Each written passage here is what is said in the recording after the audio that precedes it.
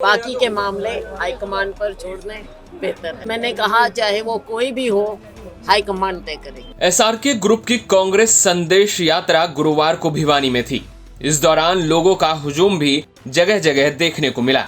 इस भीड़ को देखकर आप ये साफ तौर पर अंदाजा लगा सकते हैं कि इस भीड़ में मौजूद लोग या तो कांग्रेस समर्थक हैं या फिर कुमारी शैलजा ग्रुप के सदस्यों को चाहने वाले, क्योंकि लोगों के हाथों में मौजूद झंडे और बैनर में ना तो नेता प्रतिपक्ष भूपेंद्र हुड्डा की कोई तस्वीर है और न ही कांग्रेस के प्रदेश अध्यक्ष उदय भान की। ये तो थी यात्रा में शामिल हुए समर्थकों की बात, लेकिन एसआरके ग्रुप के नेता भी भूपेंद्र हुड्डा का नाम अपने जुबान से नहीं लेना चाहते हैं। तभी तो जब मीडिया से बात कर रही कुमारी शैलजा से जब एक पत्रकार ने 4 उप मुख्यमंत्री और कांग्रेस की गुटबाजी को लेकर सवाल किया, तो उन्होंने ये कहते हुए इस सवाल को टाल दिया कि पहले हमें चुनाव जीतना है और विकल्प कांग्रेस ही है और सरकार कांग्रेस की ही बनेगी। बाकी के मामले हाईकमान पर छोड़ दें तो बेहतर है।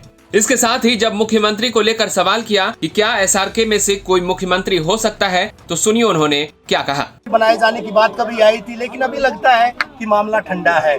अभी जो है कांग्रेस एकजुटता की तरफ मान सकते हैं कि जा रही है। देखिए, पहले हमने चुनाव जीतना है और विकल्प कांग्रेस ही है, सरकार कांग्रेस की ही बनेगी। बाकी के मामले हाईकमान पर छोड़ने बेहतर है। यानी एसआरके में से भी कोई मुख्यमंत्री हो सकता है, लगता है। हाई मैंने कहा चाहे वो कोई भी हो, हाईकमान तय करेगी। शैलजा जी, क्या लगता है कि जो कहा जाता है कि विपक्ष ईडी के दबाव में है और इसी दबाव के कारण विपक्ष उभर नहीं पा रहा है, इंडिया गठबंधन हो या फिर कांग्रेस हो? देखो, ईडी का तो इस्तेमाल जिस तरह से किया जा रहा है वो सारा देश देख रहा है, दुनिया देख रही है, चाहे मीडिया के लोग हों या उद्योगपति हों या राजनीतिक हों।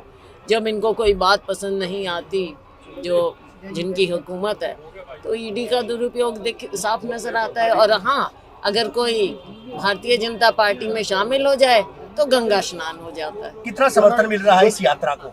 यात्रा को बेहद समर्थन मिल रहा है। उसकी एक आपने मिसाल यहाँ भिवानी में भी देखी। जहाँ जाते हैं लोगों के मन में यही है कि कांग्रेस आए और इस सरकार से बीजेपी हो या जेजेपी, वो कहते हैं कि कांग्रेस याद करे किस प्रकार से सीबीआई का दुरुपयोग किया गया था। देखिए, याद तो ये करें, इनके लिए तो मैं समझती हूँ कि सीबीआई, ईडी वगैरह इनके लिए तो कुछ है नहीं, इनके लिए तो वरदान है। क्योंकि यहाँ पर जितने स्कैम हुए हैं हरियाणा में, उन स्कैमों का कोई अंजाम नहीं हुआ।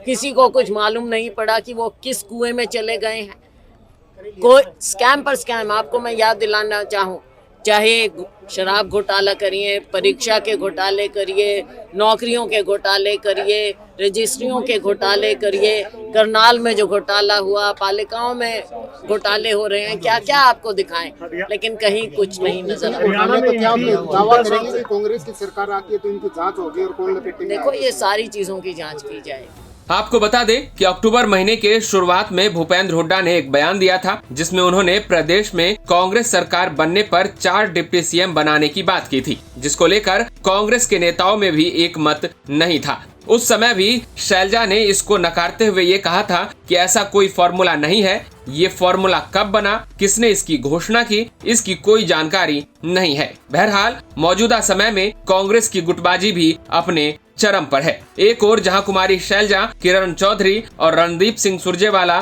कांग्रेस संदेश यात्रा कर रहे हैं, तो वहीं भूपेंद्र हुड्डा गुट घर घर कांग्रेस, हर घर कांग्रेस अभियान चला रही है। भिवानी से जगबीर घनघस के साथ ब्यूरो रिपोर्ट, हरियाणा तक।